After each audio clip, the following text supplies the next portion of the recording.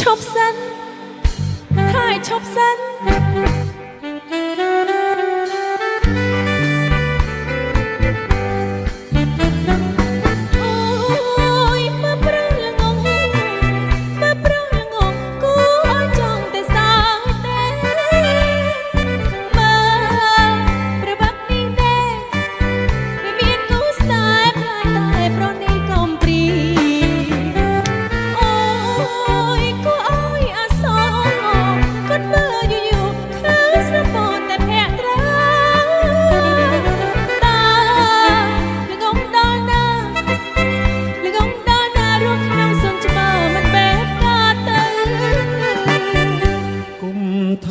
គេល្ងង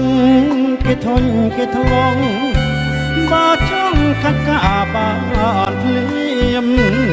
ស្នេហាត្រូវការក្រោយពេលសងឈាមបើមិនតន់សងឈាមស្នេហាកុំតាមឥតប្រយោជន៍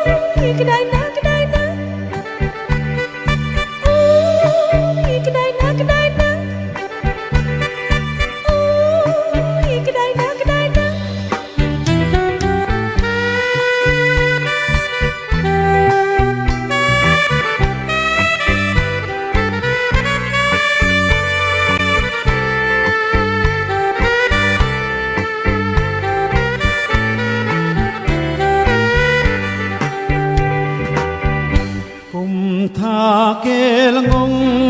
គេធន់គេថ្លង់បើចង់កាច់កាបានភ្លាមស្នេហាត្រូវការក្រោយពេលសងឈាមបើមិនតន់សងឈាមស្នេហាកុំតាមឥតប្រយោជន៍ទេ